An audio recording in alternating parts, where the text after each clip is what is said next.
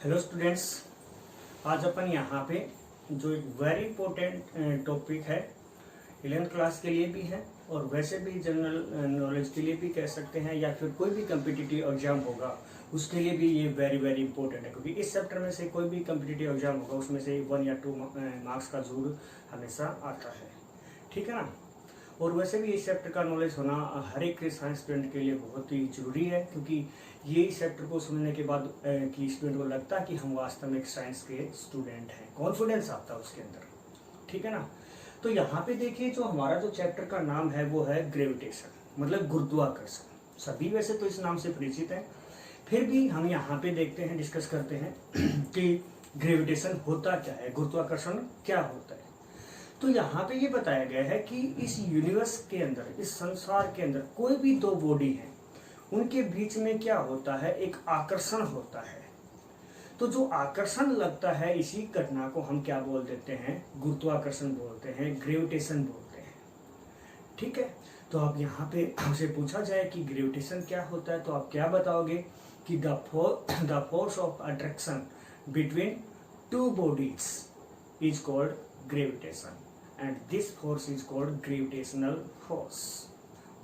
मतलब संसार में किन्हीं भी दो वस्तुओं के मध्य लगने वाले गुरुत्वाकर्षण बल को लगने वाले आकर्षण बल को गुरुत्वाकर्षण बल कहते हैं, तथा इस घटना को गुरुत्वाकर्षण कहते हैं।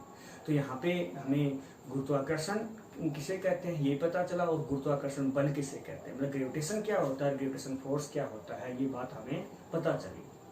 वैसे तो यहाँ पे जैसे आपने देखा कि 10th क्लास में पढ़ा है कि जो अट्रैक्टिव फोर्स है, मतलब आकर्षण बल है, ये किसी दो चार्ज पार्टिकल के बीच में भी हो सकता है। जैसे एक बॉडी पे पॉजिटिव चार्ज है, एक पे क्या है, नेगेटिव है, तो उनके बीच में क्या होगा, अट्रैक्शन होगा, आकर्षण होगा।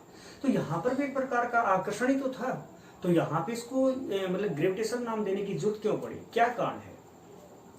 तो इसमें साइंटिस्टों ने देखा कि ये जो फोर्स है ना, वो चार्ज के कारण नहीं लग रहा है, अपोजिट चार्ज के कारण अट्रैक्टिव फोर्स नहीं है, इसका कोई और रीजन है। तो उन्होंने देखा कि जब कोई भी दो बॉडी है इस यूनिवर्स के अंदर, जब वो पास में होती है तो उन दोनों के बीच में ग्रेविटोन नाम के पार्टिकल्स की शेयरिंग होती है। ठीक है ना। तो ग्रेविटोन नाम का जो पार्टिकल्स की शेयरिंग होने की वजह से ये आकर्षण लग रहा है, आकर्षण बल लग रहा है दोनों बॉडीज के बीच में, इसलिए इसका नाम यहाँ पे क्या रख दिया गया है, गुरुत्वाकर्षण रख दिया गया है।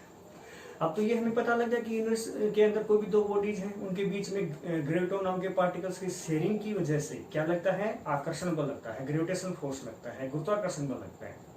पर कितना लगता है, ये बात बताने के लिए यहाँ पे साइंटिस्ट जो थे न्यूटन, सर आइजैक न्यूटन, उन्होंने ये हमें समझाया, और ये कितना बल लगता है उसके लिए अपने नाम से इन्होंने एक लॉ दे दिया है, जिसका नाम इन्होंने रखा है न्यूटन्स ग्रेविटेशनल लॉ।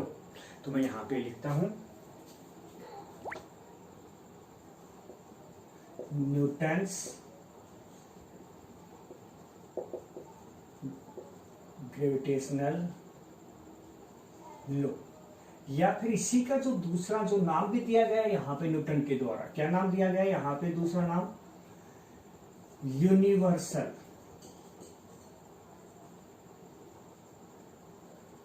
ग्रेविटेशनल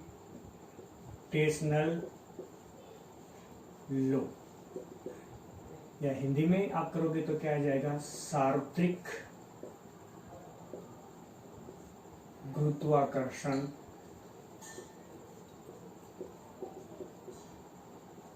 का नियम, ये है। ठीक है। इसमें न्यूटन ने किस प्रकार से कितना बल लगता है दोनों के बीच में, कितना ग्रेविटेशन फोर्स लगता है, क्या बताया, करा कि मान लीजिए आपके पास दो बॉडी है, एक बॉडी यहाँ पे ये है ए, और दूसरी बॉडी आपकी यहाँ पे ये है बी। ये इसका सेंटर है ओ, और ओ डैश इसका सेंटर है। मान लीजिए कह रहा कि ए बॉडी के अंदर मास m1 है और बी बॉडी के अंदर मास कितना है, m2 है, और दोनों के बीच की जो डिस्टेंस है वो कितनी मान रहा है, यहाँ पे r मान रहा है। एक बात याद रखना, यहाँ पे जो डिस्टेंस जो ली जाती है वो हमेशा सेंटर से मेजर की जाती है, दोनों के बीच की दूरी वो हमेशा किस कहां से मेजर की जाती है, सेंटर से, ये ध्यान रहे। ऐसे है तो कहा कि जो ग्रेविटेशनल फोर्स है, जो ग्रेविटेशनल फोर्स है किसके बीच में, between A and B bodies. दोनों वस्तुओं ए और बी वस्तुओं के बीच में ग्रेविटेशन फोर्स है वो कितना है, ये दो बातों पे डिपेंड करता है। पहला तो क्या कह रहा है कि जो ना दोनों बॉडी है उनका जो मास है, उनका जो प्रोडक्ट है उसके के दोनों बॉडी के मास के प्रोडक्ट के क्या होता है, डायरेक्टली प्रोपोर्शनल, दोनों वस्तुओं के द्रव्यमान के गुणनफल के समानुपाती होता है। इसको इक्वेशन नंबर क्या दे देंगे, फर्स्ट। दूसरी आपकी क्या आती है, यहाँ पे कह रहा है कि दोनों के बीच की जो डिस्टेंस है ना उसकी स्क्वायर की क्या होती है, इनवर्सली प्रोपोर्शनल होती है। दोनों के बीच की दूरी की क्या होती है, वर्ग के व्युत्क्रमानुपाती होती है। तो यही आपके पास यहाँ पे क्या बन गई है, डेफिनेशन बन गई है यूनिवर्सल ग्रेविटेशनल लॉ, सार्वत्रिक गुरुत्वाकर्षण नियम। तो क्या है यहाँ पे, क्या लिखोगे, कह दोगे कि यहाँ पे according to this law the gravitational force between two bodies is directly proportional to the product of their masses and inversely proportional to the square of distance between them. मतलब इस नियम के अनुसार किन्हीं दो वस्तुओं के मध्य गुरुत्वाकर्षण बल उन दोनों वस्तुओं के द्रव्यमानों के गुणनफल के समानुपाती व उनकी बीच की दूरी के वर्ग के व्युत्क्रमानुपाती होती है। इस प्रकार से यहाँ पे ये किया गया। तो यही इसकी डेफिनेशन है। और एक बात यहाँ पे समझ में आया आपके कि यहाँ पे सार्वत्रिक यूनिवर्सल क्यों लिखा गया है, क्योंकि ये जो लॉ है ना ये पूरे यूनिवर्स में लागू होता है। ये नहीं कि यार सरफेस के ऊपर नहीं है, ये कहीं पर भी आप मून के सरफेस पे चले जाओ, अर्थ के सरफेस पे चले जाओ या और कोई भी जो प्लेनेट है उसके सरफेस पे चले जाओ, हमेशा ये रूल हर जगह पे यही रूल लागू होगा। तो आगे देखिए इसको। तो हमारे पास यहाँ पे इस प्रकार से जो इक्वेशन आ गई फर्स्ट एंड सेकेंड, तो हमने यहाँ पे लिख दिया है by equation first and second, मतलब समीकरण 1 व 2 से दोनों को कंबाइन लिखेंगे। तो आपने देखा था कि m1 और m2 के तो क्या था, डायरेक्टली प्रोपोर्शनल समानुपाती, और r स्क्वायर के क्या था, व्युत्क्रमानुपाती, मतलब r स्क्वायर के इनवर्सली प्रोपोर्शनल था। आपको पता है किसी भी प्रोपोर्शनलिटी के सिंबल को हटाकर इक्वल टू लिखते हो तो हमेशा एक कांस्टेंट लगता है। तो ये यहाँ पे कांस्टेंट क्या है, यहाँ पे कैपिटल G आ गया कांस्टेंट m1 और m2 अपॉन में r स्क्वायर। तो यहाँ पे ये क्या आ गया है, ग्रेविटेशनल फोर्स आ गया है। ठीक है, तो यहाँ पे इस प्रकार से लो यहाँ पे कंप्लीट हुआ।